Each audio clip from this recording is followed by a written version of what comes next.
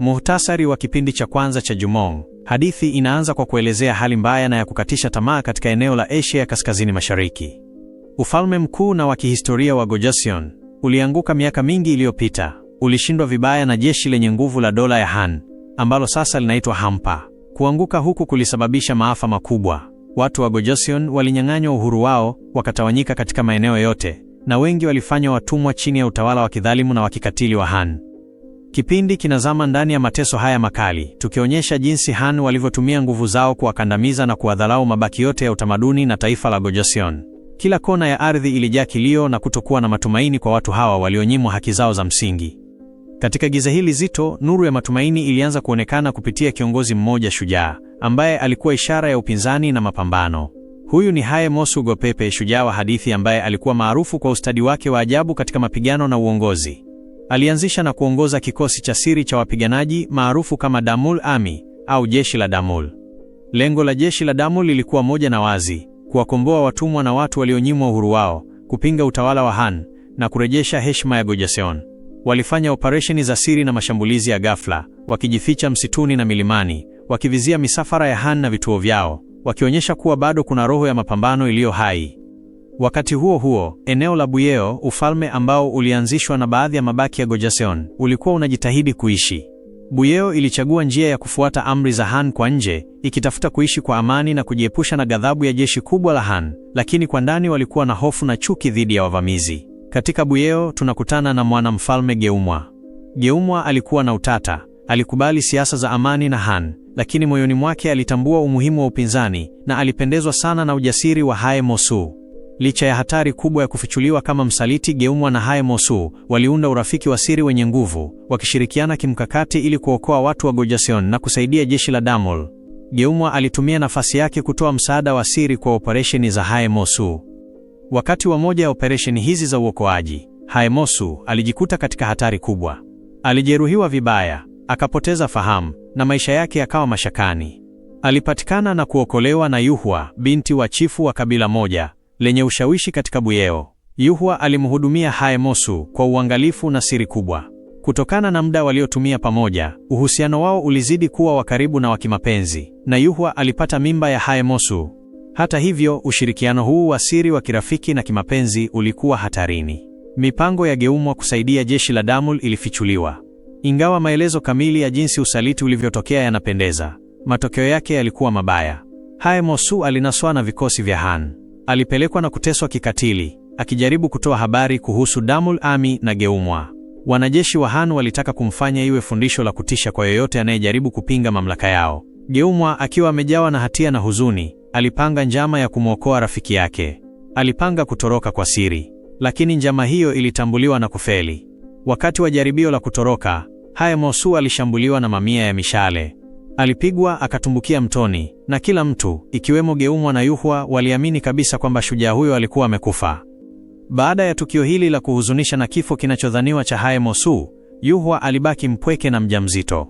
Geumwa, akiwa amejawa na huruma, heshima kwa shujaa aliyekufa na hisia ya wajibu, aliamua kumlinda Yuhua na mtoto wake ambaye hakuwa amezaliwa, ambapo Yuhua alijifungua mtoto wa kiume wa Haemosu. Mtoto huyu aliitwa Jumong.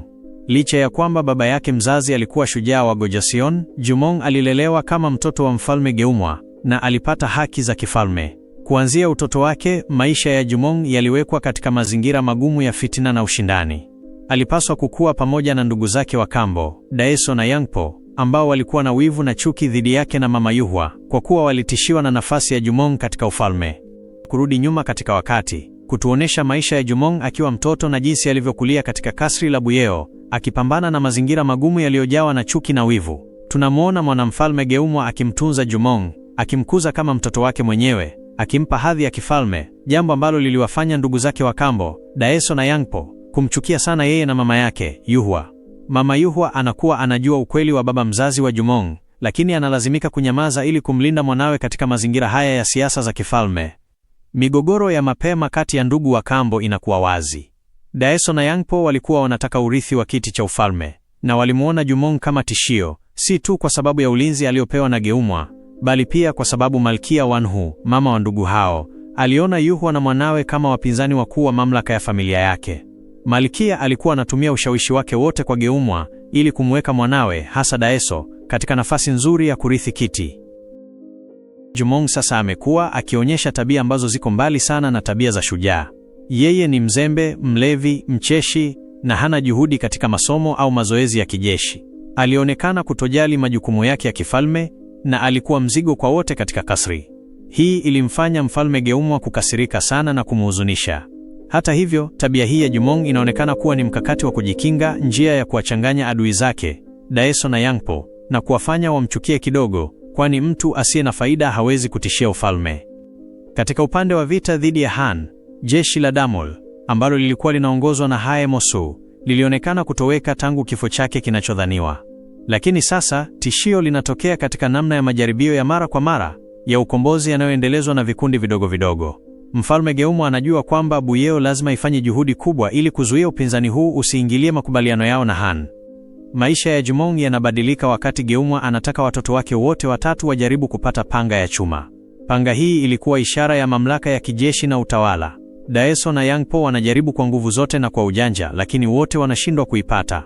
Jumong kwa upande mwingine anajua kwamba anahitaji kujithibitisha si tu kwa baba yake bali pia kwa mama yake Yuhua. Anaanza safari yake ya siri ya kutafuta panga hilo, na safari hii inampeleka kwenye mapango ya siri. Safari hii ya Jumong inamleta karibu na maajabu ya kale. Anapoingia ndani ya pango, anakutana na shujaa mzee, kipofu na mgonjwa ambaye anajificha huko, akilindwa na siri za zamani. Shujaa huyu anakuwa mwalimu wake wa siri, akimfundisha Jumong ustadi wa upigaji mishale na mapigano ya mikono. Jumong hajui, lakini shujaa huyu mzee ni Hae Mosu, baba yake mzazi ambaye alitoroka kifo miaka mingi iliyopita na kuishi kwa siri. Yuhua anaanza kuhisi hisia za ajabu kuhusu pango hilo. Anaanza kufuatilia safari za siri za mwanawe. Anapogundua kile kinachoendelea, mshtuko wake unakuwa mkubwa. Anagundua kwamba mwalimu wa siri wa mwanawe ni Hae Mosu. Hali hii inamfanya awe katika hali ngumu sana. Anapaswa kuficha siri hii hatari kutoka kwa Geumwa na kutoka kwa Jumong mwenyewe, ili kumlinda Hae Mosu na uhai wa mwanawe. Yuhua anajua kwamba ikiwa ukweli huu utafichuliwa, basi maisha ya wote watatu yatakuwa hatarini. Anaanza kutembelea Hae Mosu kwa siri, akimhudumia na kumwambia kuhusu ulimwengu wa nje, bila kumwambia kuwa Jumong ni mtoto wao. Jumong akiwa anaanza kubadilika. Anaanza kuonyesha nidhamu na ujuzi katika mapigano na upigaji mishale, huku bado akijifanya mzembe mbele ya Daeso na Yangpo. Hii inamfanya Mfalme Geumwa kuwa na matumaini. Hata hivyo, Daeso anaanza kuwa na mashaka kuhusu mienendo ya Jumong.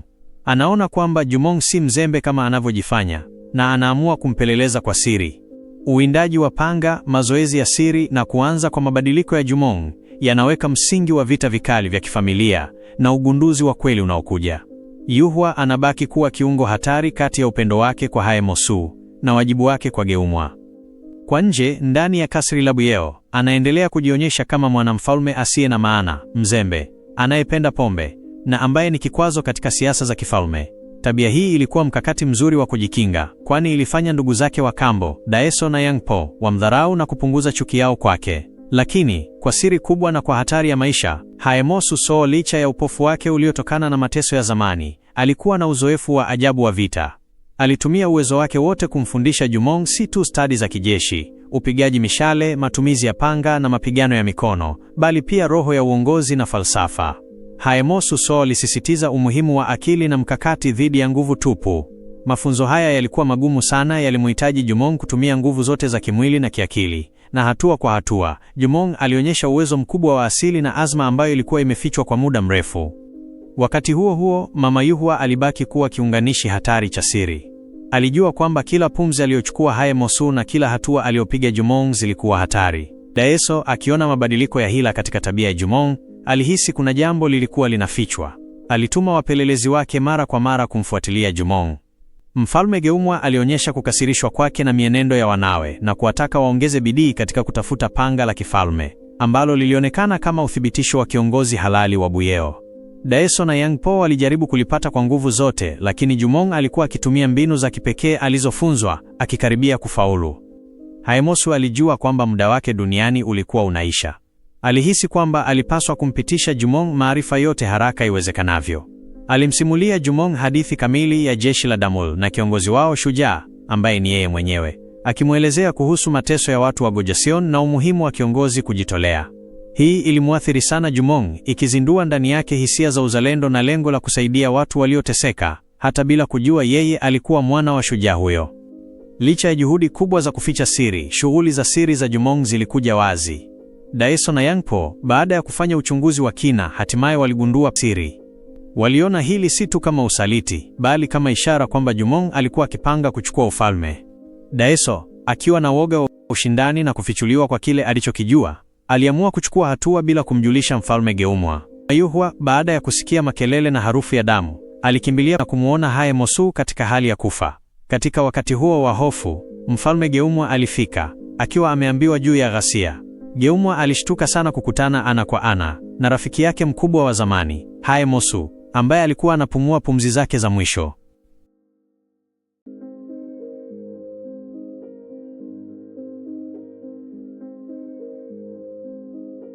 Geumwa alitikiswa sana na ukweli huu, akihisi kusalitiwa na huku akihuzunika sana kwa kumpoteza rafiki yake wa karibu. Kifo cha Hae Mosu kilipelekea mgogoro mkubwa wa kisiasa. Daeso na Yangpo walishinikiza Geumwa adhibu vikali Jumong kwa usaliti, na walitaka Jumong auawe ili kuondoa tishio la kiti cha ufalme. Geumwa, akiwa katika mtego kati ya kulinda Buyeo na kuheshimu ombi la Hae Mosu na upendo wake kwa Jumong, alifanya uamuzi wa kati. Alimfukuza Jumong kutoka Buyeo. Hii ilikuwa njia pekee ya Geumwa kumlinda Jumong kutoka kwa hasira ya ndugu zake wa kambo na malkia. Jumong nanekuwa amevunjika moyo kutokana na kufukuzwa na kifo cha mwalimu wake, lakini sasa, akiwa amejitenga na kasri, alilazimika kukabiliana na ukweli wa maisha ya nje. Aliona kwa macho yake mwenyewe mateso ya watu wa Gojoseon na ukatili wa Han. Safari hii mpya na ujuzi aliofundishwa na baba yake zilianza kumwandaa Jumong kuchukua nafasi yake ya kweli katika historia na kuanza safari ya utambuzi wa urithi wake.